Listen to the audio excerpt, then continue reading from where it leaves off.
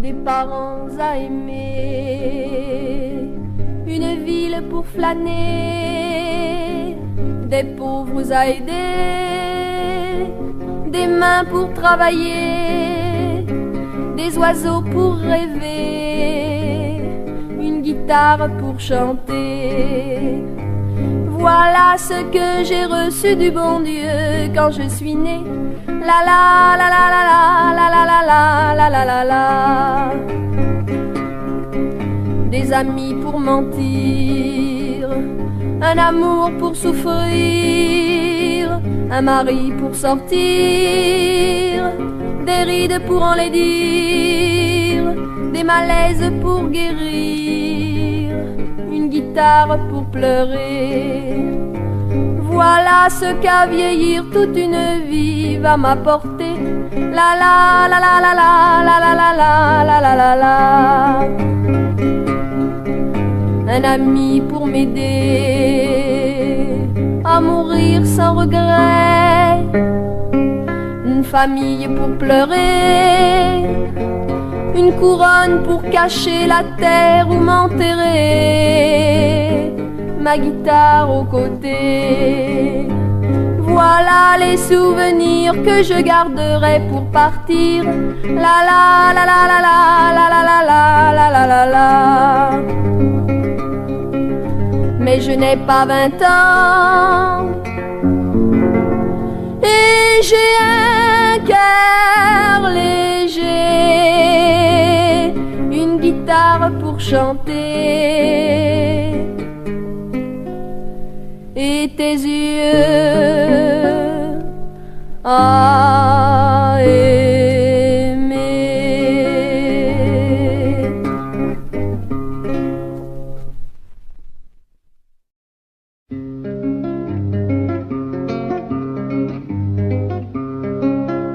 Maman vient de terminer l'histoire du cow-boy Johnny.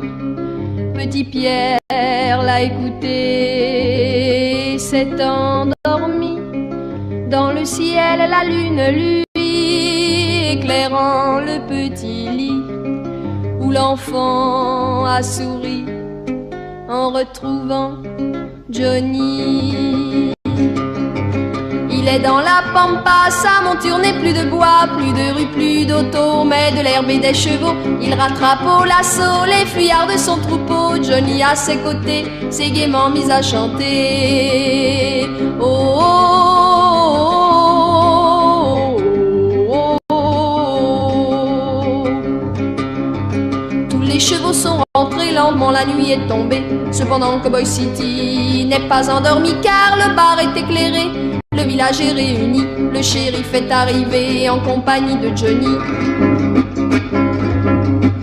Le bal a commencé, les guitares ont déchaîné, harmonica, violon, banjos et accordéon.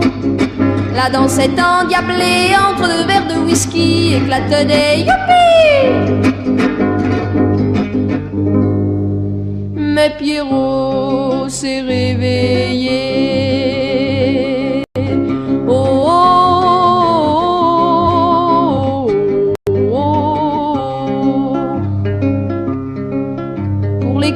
Il doit partir, ne gardant qu'un souvenir de la grande prairie où l'attend Johnny. Mais il y retournera car ses rêves sont à lui. Chaque nuit il volera vers son paradis. Il y retrouvera les fiestas, les rodéos, les chants de la pampa, Johnny et son grand chapeau. Plus tard, quand les soucis auront envahi sa vie, le souvenir de Johnny sera plus doux qu'une amie. Oh, oh, oh, oh, oh, oh.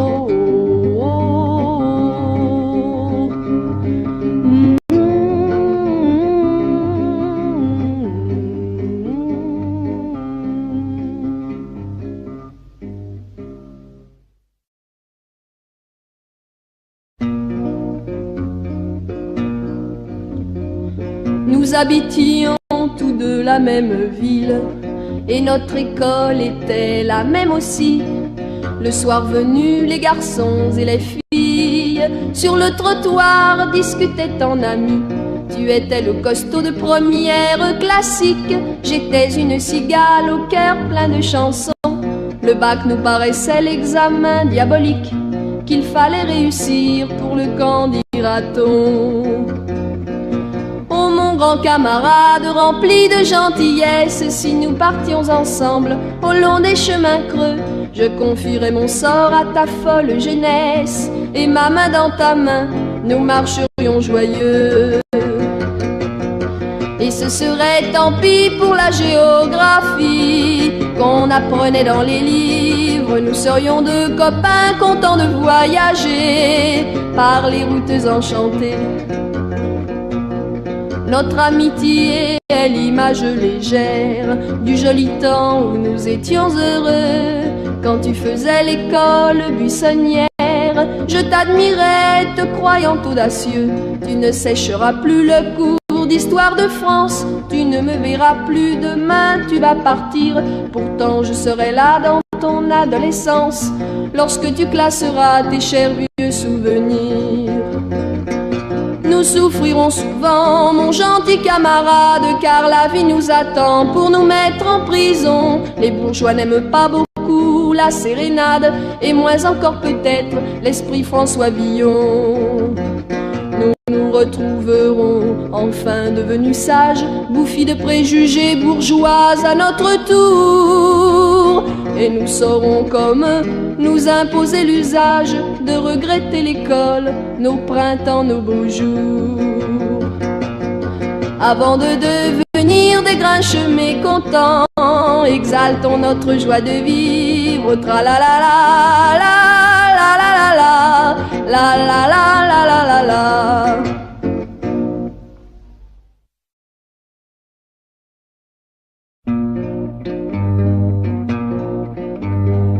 Aucun manuel d'histoire n'a raconté qu'au Moyen-Âge une étrange croisade de Saint-Denis s'en fut pour racheter en Terre Sainte les péchés des camarades. Ils étaient 30 000 enfants de France, le plus vieux n'avait pas 20 ans. Cette histoire manque de vraisemblance, pas un seul ne revit ses parents. Le roi ou le clergé de ce temps-là au vilain cerf n'ouvrait son escarcelle. Lors ce fut le peuple qui dépouilla les chanoines pour nourrir ses tribambelles. Ils étaient 30 000 enfants de France, le plus petit n'avait pas 5 ans. Arrivèrent à Marseille tout en chantant leur espoir de gagner la Palestine. Embarquèrent bientôt sur cet bâtiment, sans méfiance pour la terre sarrasine. Ne restait que 20 000 enfants de France, 10 000 étaient morts depuis longtemps. 2 bateaux coulèrent le surlendemain et les enfants périrent dans le naufrage. Les autres gosses vendus aux Sarrasins s'en vinrent finir leur vie en esclavage. Voilà comment des enfants de France, au Moyen-Âge comme des innocents, sacrifièrent leur vie, leurs espérances. Pas un seul ne revit ses parents.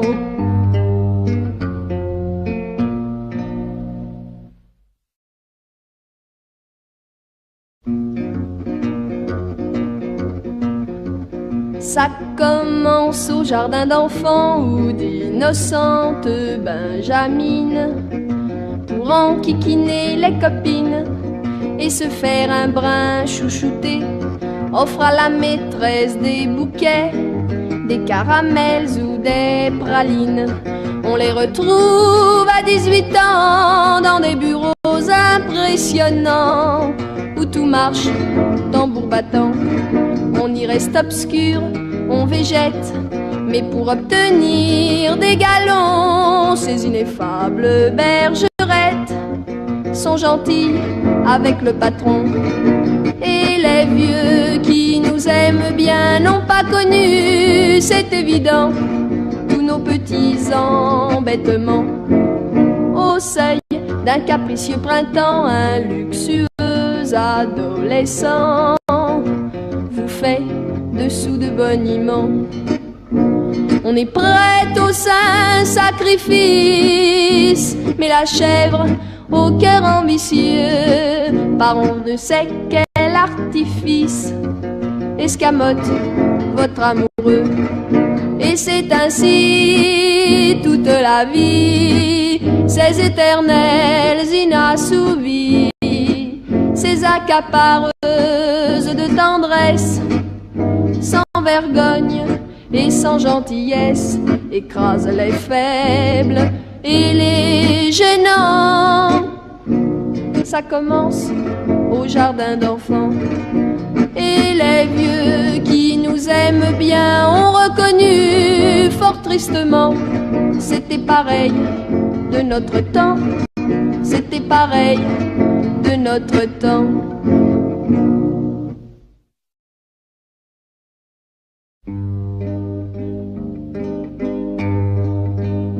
Ce soir le vent souffle et les feuilles s'envolent, le ciel est encore bleu, mais les oiseaux s'en vont. Tu n'es pas venu parce que nos paroles ont perdu leur chanteur et ne sont plus chansons. Notre amour a connu la naissance et la mort de saisons qui à quatre ont formé une année. Maintenant que la nature est toute rouillée, notre amour sans soleil, sans chaleur, s'endort. Ce soir le vent souffle et les feuilles s'envolent, le ciel est encore bleu, mais les oiseaux s'en vont. Tu n'es pas venu parce que nos paroles ont perdu leur chanteur et ne sont plus chansons. Mais après les rafales et les bourrasques et les pluies, le soleil reviendra réchauffer tous les cœurs. Lorsque tu seras là, m'aimant plus que ta vie, notre amour renaîtra comme les arbres en fleurs.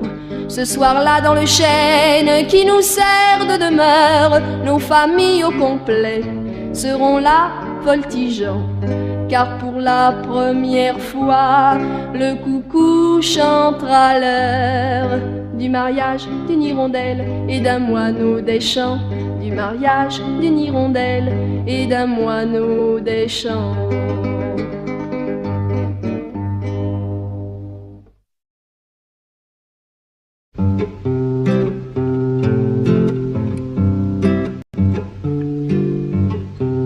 Petit prince de mes rêves, lorsque je n'avais pas 10 ans, avait boucles blondes et brèves et bel habit de satin blanc. Au menuet du roi de France, quand il m'invitait à danser, il me donnait la révérence et me grisait de mots légers.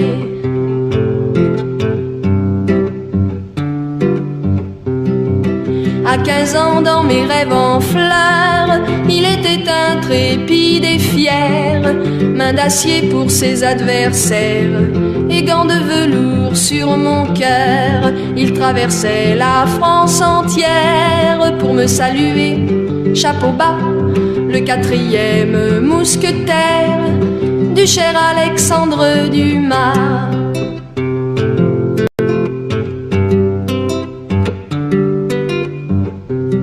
Rêve de grandeur éphémère, rendez-vous nocturne et charmant avec nos héros légendaires qui font battre les cœurs d'enfants.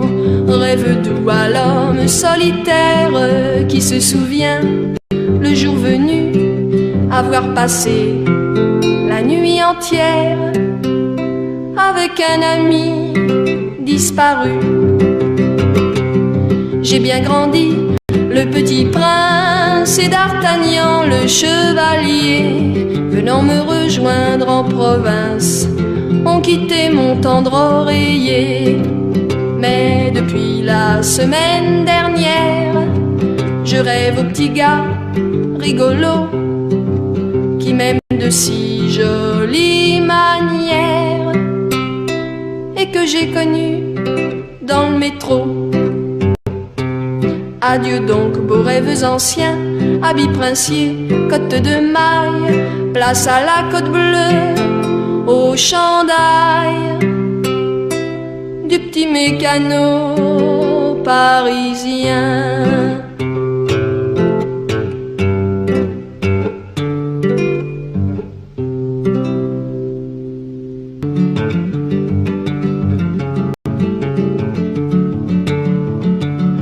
Un train démarre, une jeune fille, le visage inondé de larmes, regarde partir l'homme de sa vie qu'elle sait ne plus revoir.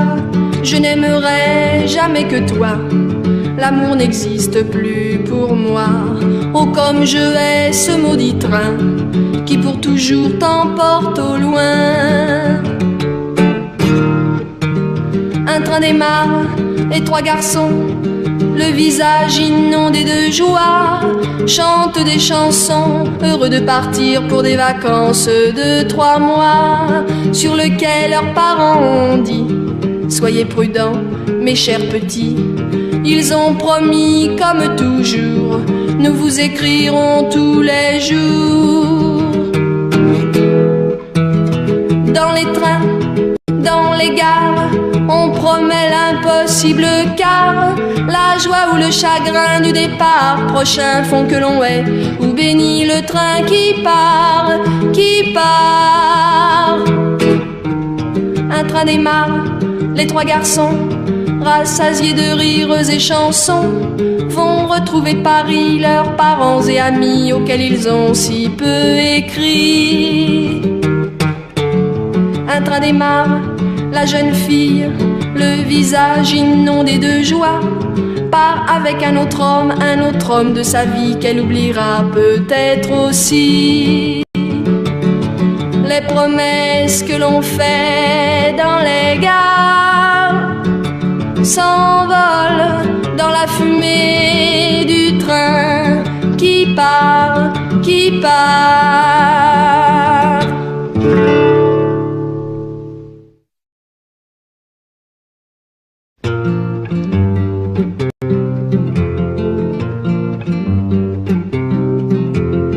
Au printemps de la vie, on joue sans se lasser, ni se préoccuper des fonctions naturelles. Vient le moment précis, mais on est si pressé qu'on déposerait bien ça sur le jeu de Marelle. On voudrait, on ne peut pas faire son pipi partout comme le chien de grand-mère. On voudrait, on ne peut pas, il y a des petits coins bâtis exprès pour ça.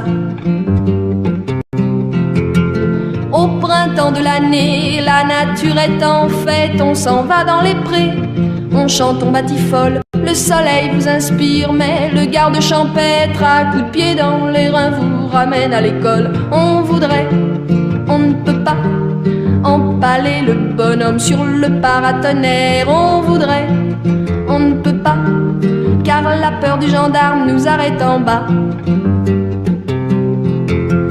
Au 14 juillet, quand on cuit tout fondu, la vie serait plaisante, disons-le sans conteste, si l'on pouvait sans crainte assister à la revue dans le grand uniforme du paradis terrestre. On voudrait, on ne peut pas se promener librement et tout nu comme un ver. On voudrait, on ne peut pas, la civilisation empêche de faire ça.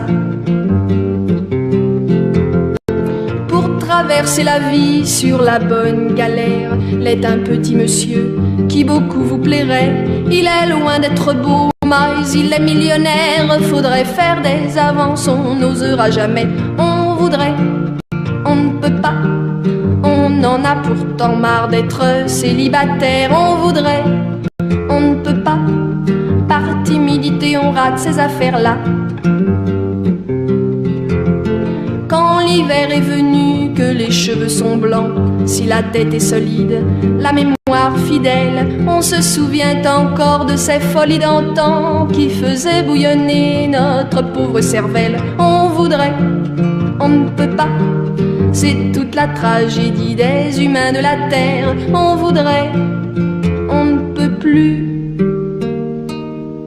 que regretter à jamais le temps perdu.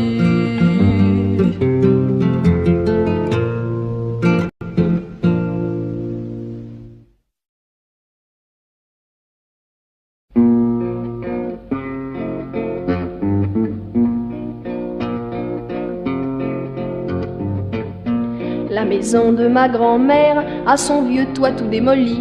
Sa façade est patibulaire, minée par les intempéries. Cheminées, portes et fenêtres laissent entrer le vent et la pluie. Sur les meubles, les oiseaux en fête viennent y déposer leurs espiègleries.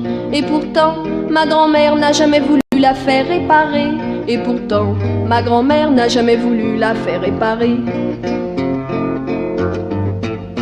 La basse-cour de ma grand-mère est renommée dans le pays. Et je ne sais par quel mystère toute cette volaille loge dans ce gourbi. Coqs, lapins, canards et poulettes, trop gavés ne peuvent plus se passionner. Les arceaux de leurs côtelettes baignent dans une grasse infécondité. Et pourtant, ma grand-mère n'a jamais eu le cœur de les tuer. Et pourtant, ma grand-mère n'a jamais eu le cœur de les tuer. Ma grand-mère a pour âme sœur un homme dont le défaut est de fumer. Une pipe dégageant l'odeur d'un mauvais tabac dont elle est bourrée. Mais comme Cyrano, le cher homme, a l'appendice nasal démesuré. À chaque bouffée, il faut voir comme son grand nez est complètement enfumé. Et pourtant, ma grand-mère n'a jamais songé à le ramener. Et pourtant, ma grand-mère n'a jamais songé à le ramener.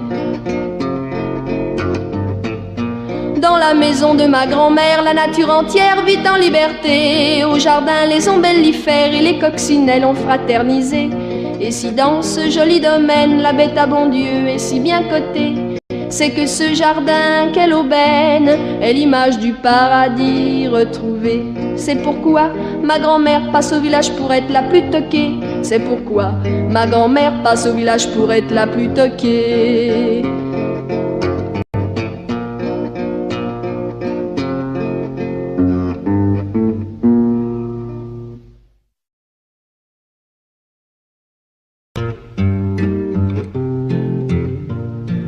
M'ont-ils assez menti lorsque j'étais petite? Les braves gens qui m'aimaient ou qui faisaient semblant quand je leur demandais pour être plus instruite comment on doit s'y prendre pour avoir des enfants. Un surprenant conseil me vint d'un pensionnat où l'on disciplinait ma jeune turbulence.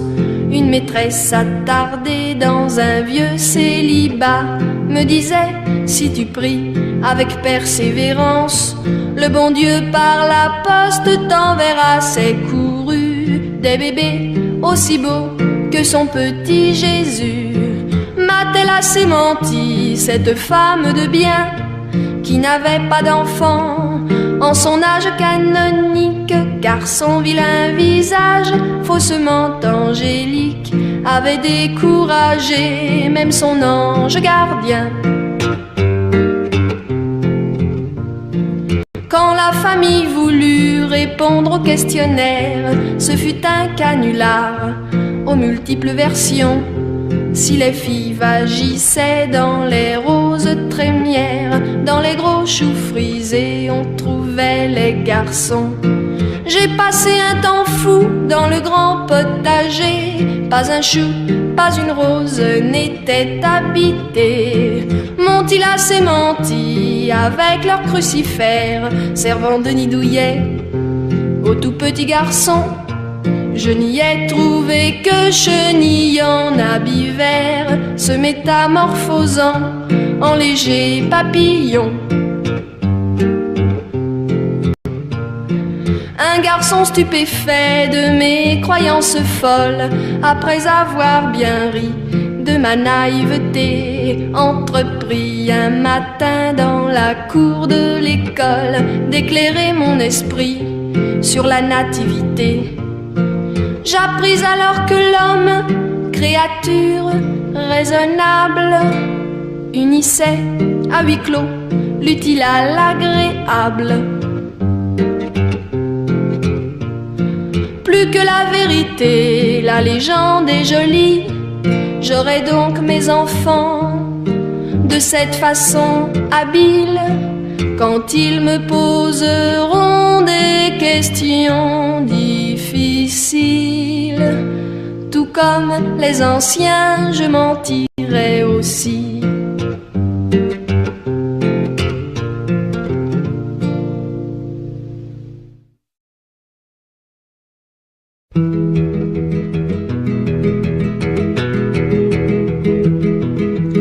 À Waterloo, il commandait un carré de la vieille garde. Il était d'une humeur gaillarde, cet officier au franc-parler, aux hommes d'un corps diplomatique, de se rendre venu le sommet, fit une réponse télégraphique qu'attendait la postérité. Fit une réponse télégraphique qu'attendait la postérité. Le mot fit le tour de la terre, vagabond, pas nauséabond, quoi qu'en disent les pudibonds.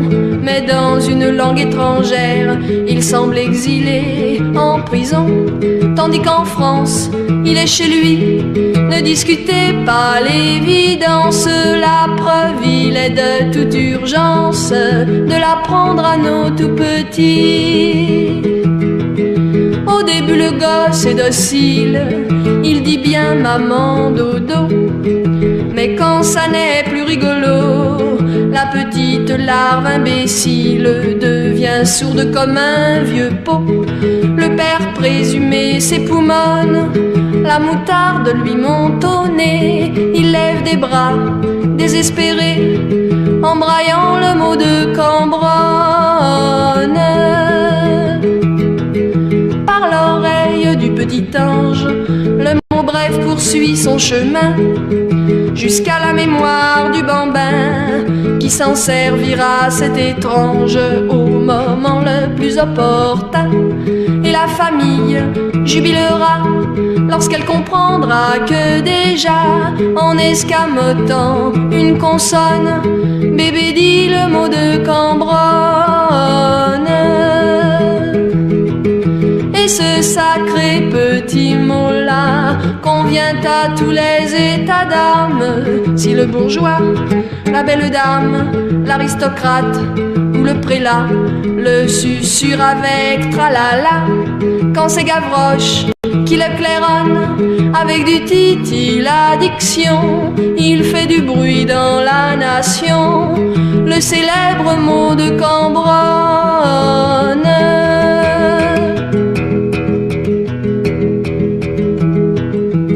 À Waterloo, il commandait un carré de la vieille garde.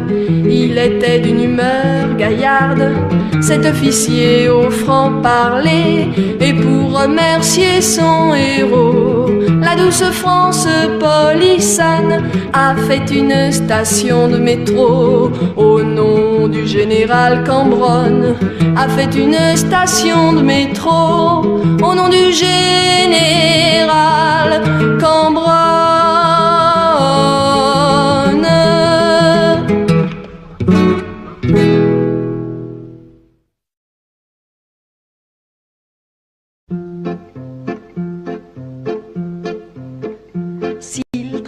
S'il travaillait tout le jour, dans le fond profond d'une mine.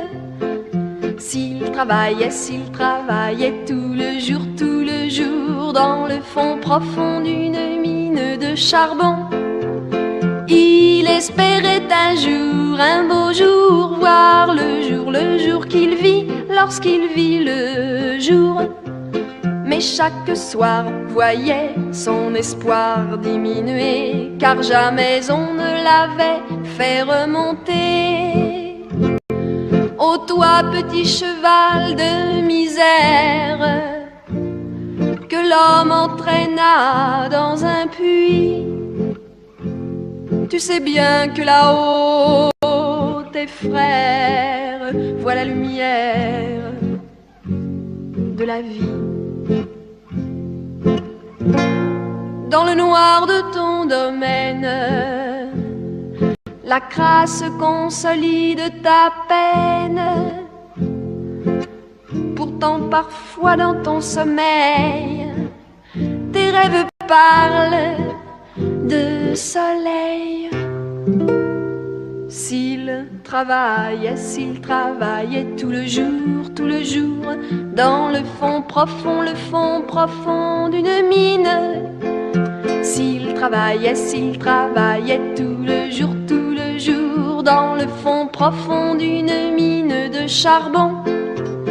Il espérait un jour, un beau jour, voir le jour qu'il vit, lorsqu'il vit le jour. Il fit bien d'espérer, car pour le reposer, un matin d'été, les mineurs l'ont remonté. Grisé d'espace et de lumière, ainsi quelque temps il vécut. Mais un triste soir sous la terre, l'homme noir l'a redescendu. Lorsqu'il reprit son esclavage, il sentit mourir son courage. C'est pour ça que dans son sommeil, peu à peu s'enfuit le soleil. S'il refusait de travailler tout le jour, dans le fond profond de la mine, il espérait ainsi faire la grève pour manifester aux mineurs son insoumission. Ce gréviste étonnant refusa les traitements, améliorant sa prime de rendement. Il fallut l'expulser et le faire remonter dans sa jolie prairie ensoleillée. Il galope tous les jours, loin du fond profond de la mine. Il galope tous les jours, loin du fond profond de la mine de charbon. L'étonnant a priori éclamé si bien compris le bel espoir d'un petit cheval. Mais dans le fond c'est normal, car pour la pomme après tout, tout le monde sait que le cheval n'était pas dans le coup. L'homme travaille, il est puni, n'oublions pas que sans lui, tous les chevaux vivraient heureux au paradis.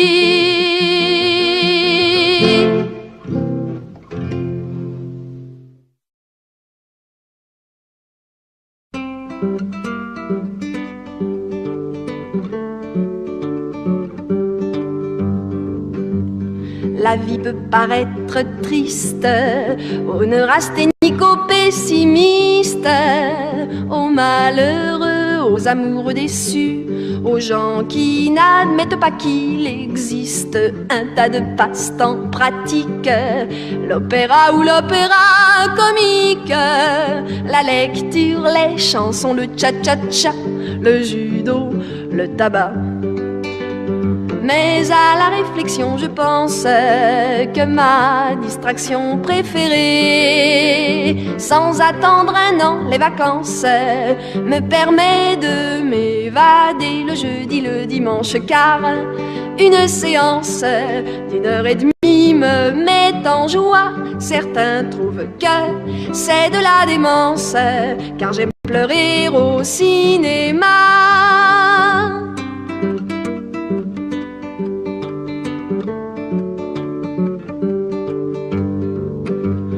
Un drame d'amour ou de haine peut passer pendant une semaine.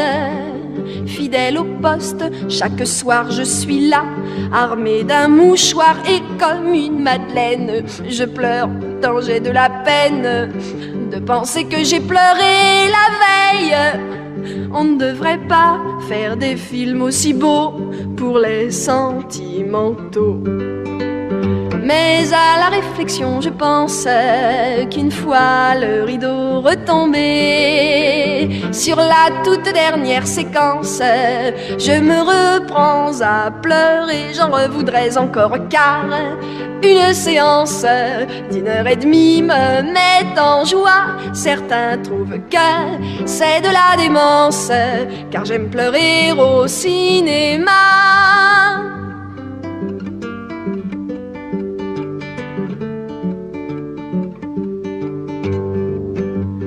Il était aux mezzanines, et comme j'étais sa proche voisine, je l'entendais renifler curieusement. Je sentais qu'il m'écoutait en faire autant, car il me dit: Mademoiselle, votre rhume est bien circonstanciel.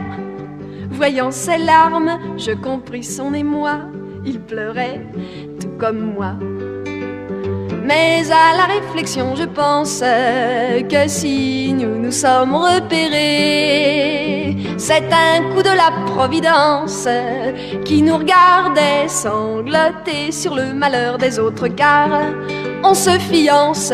Si formidable est notre joie qu'il faudra pour que ça compense aller pleurer au cinéma.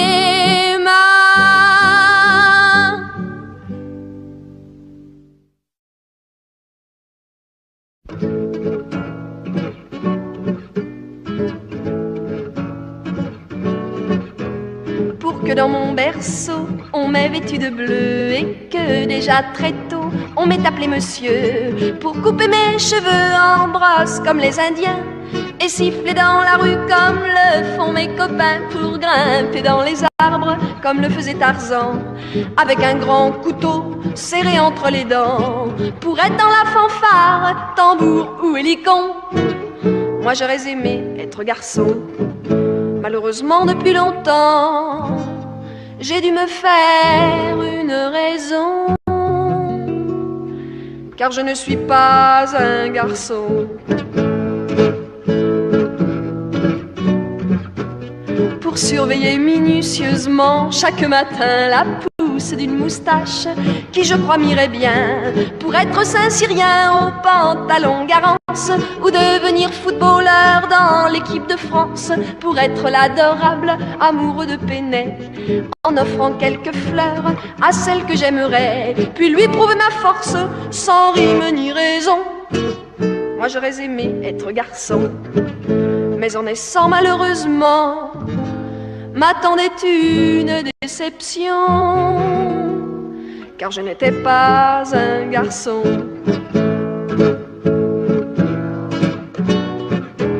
Pour être un Apollon ou un bandit d'honneur, pour un oui, pour un non, juré comme un sapeur, pour être un Jules César, peut-être un Attila, pour être un Jules tout court qu'on aime pour ses gros bras, pour être Don Juan certains soirs de gala, et mettre la pagaille au cœur des seigneurats, pour m'enfuir par l'échelle de soie comme un larron. Moi j'aurais aimé être garçon, mais pour de multiples raisons que je n'ose plus dire dans ma chanson, mieux vaut que je ne sois pas un garçon.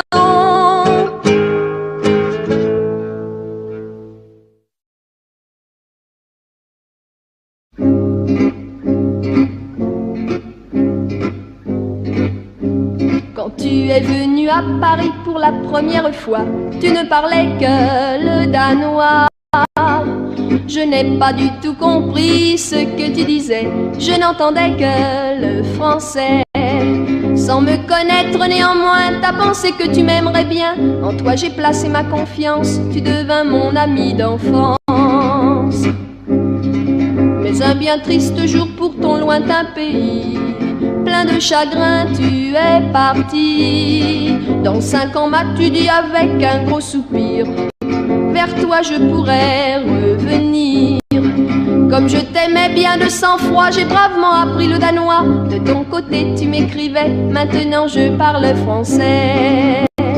Un grand jeune homme un jour en pleine rue m'a dit bonjour, comment vas-tu? C'était bien toi, comme tu avais changé.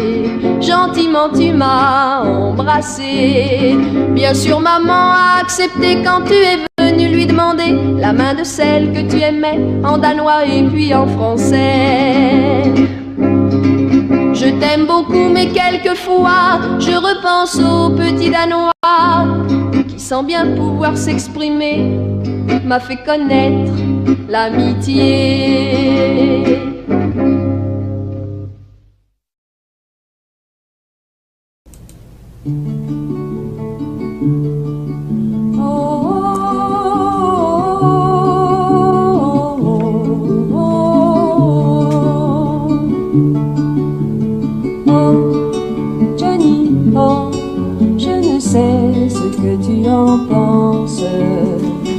Tu vois, ça recommence.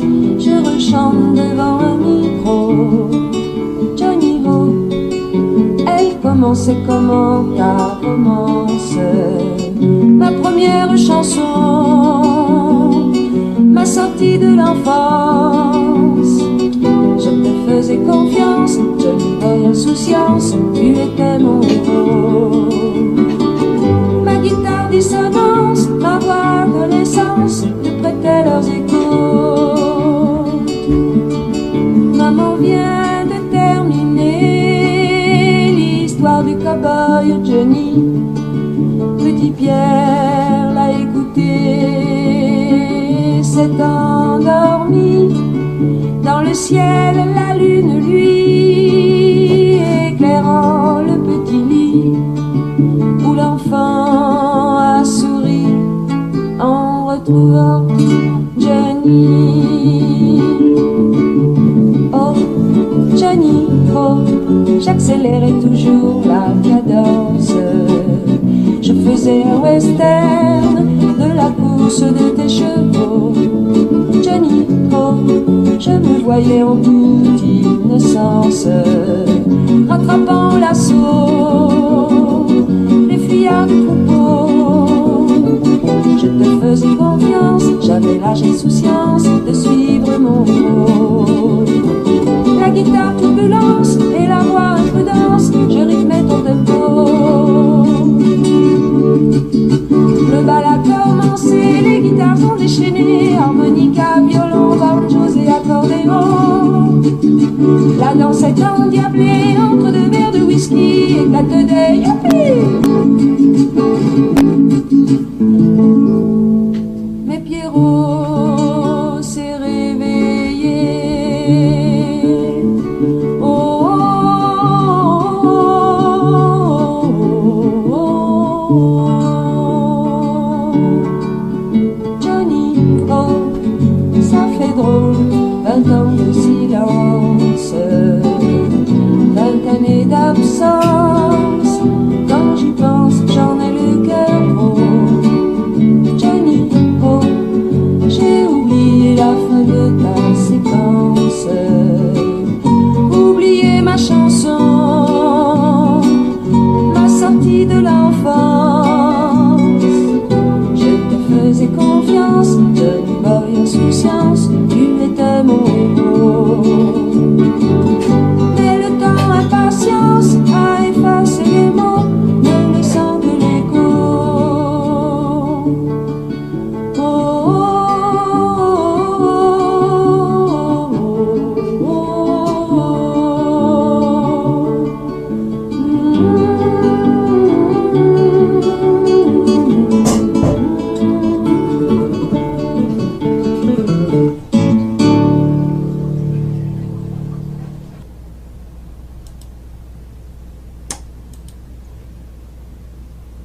Jackson, gna gna gna.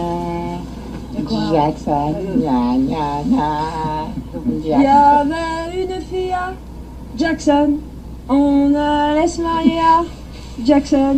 J'avais invité tout Jackson, Jackson City. Un gars qui était pas de Jackson l'a embarqué loin de Jackson. Plus d'un an que ça m'a pris pour que mon fusil les retrouve ici. Yes, there was a gal in Jackson. We were gonna get married in Jackson. I'd invited all of Jackson City. A guy who worked from Jackson fetched her far from Jackson. Then more than a year that took place.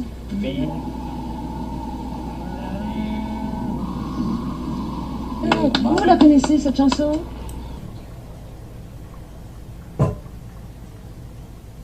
Oh les enfants, le monde est trop grand pour votre jeune âge. Le monde est trop fort, vous n'avez encore pas trouvé votre chemin. On retombera en enfance quand on aura atteint nos 80 ans. On s'écrasera en silence à ce moment-là, mais sûrement pas avant. En attendant, ils peuvent bien nous monter la tête. Ces messieurs les créateurs de gadgets. On n'est plus des gamins, plus des girouettes. On a tous atteint l'âge des sondages, des otages, des péages, du chômage, du courage. Oh les enfants, prêtez-moi un peu de votre courage. J'ai perdu le mien en chemin. On retombera en enfance, c'est sûr, c'est promis pour nos 80 ans. On tirera la révérence en laissant la place à nos futurs enfants. En attendant, ils peuvent bien nous courir après.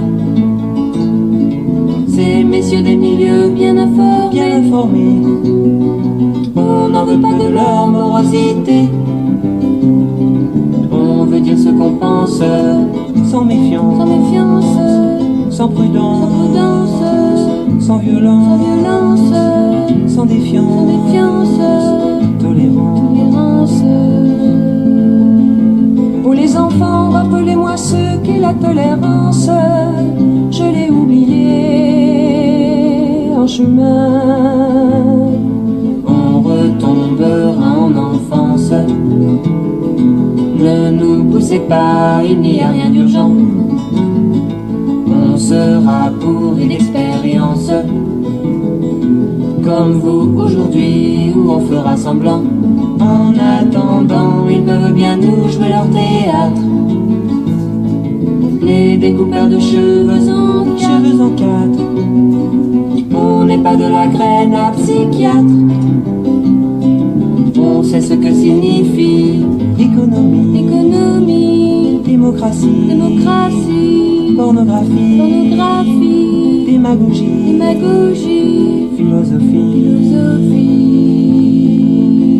philosophie, c'est un mot dont je me souviens encore. J'étais jeune alors, j'étais comme vous, et je cherchais mon chemin.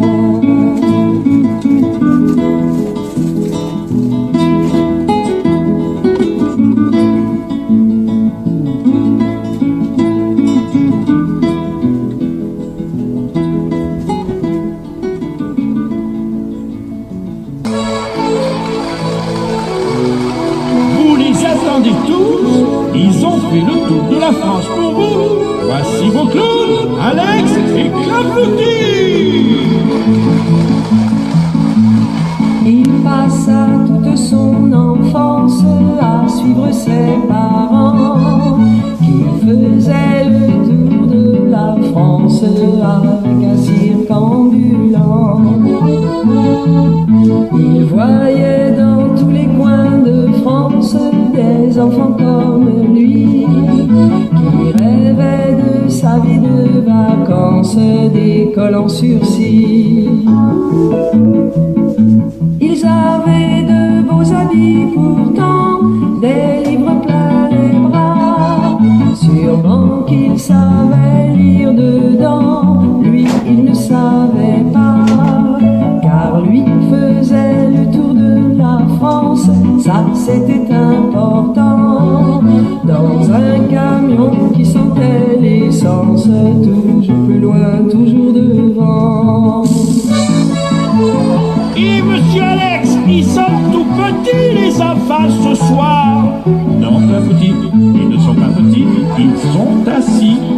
Moi aussi, je suis venu voir les clowns avec une grande amie. Et où est-elle, votre grande amie? Sur mon épaule. Mais c'est une puce. Elle est toute petite, votre grande amie. Elle n'est pas petite, elle est assise. Il passa son adolescence à suivre ses parents qui faisaient le tour de la France avec un cirque ambulant. Un jour dans un coin de la France, il vit une maison blanche comme une récompense et sur le balcon il y avait un enfant blond qui jouait avec un ballon bleu. Il y avait une fille et un garçon qui dévoraient l'enfant des yeux. Mais lui faisait le tour de la France, ça c'était important. Dans un camion qui sentait l'essence, toujours plus loin, toujours devant.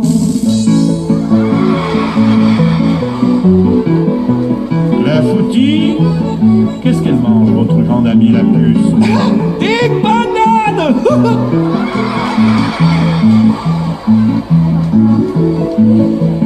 Une puce ne mange pas de bananes. Chut. Elle ne sait pas qu'elle est une puce. Vous ne lui avez pas dit? Et je lui dis qu'elle est un gros éléphant. Un éléphant? C'est malin. Ah non, c'est prudent. Pourquoi? Parce que les gros éléphants, ça ne pique pas.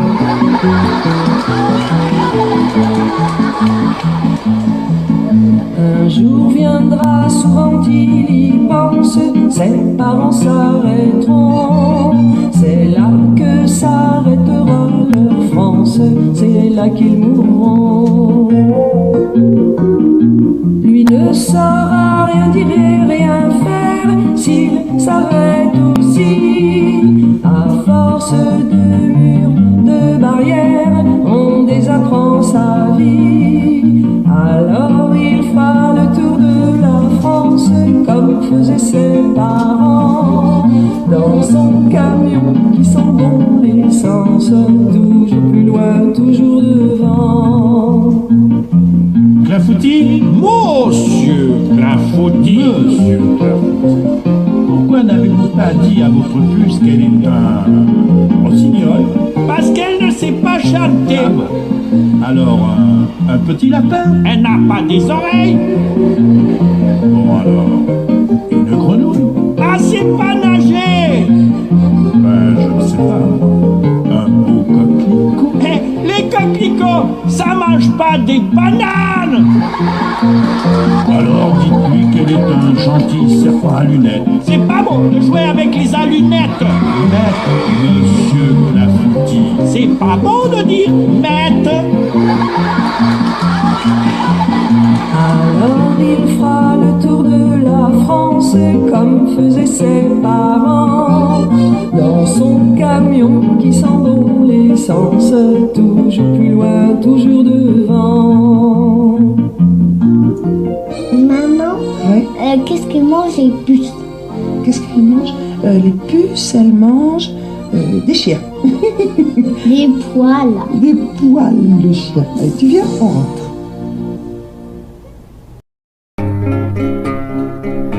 Un ami pour m'aider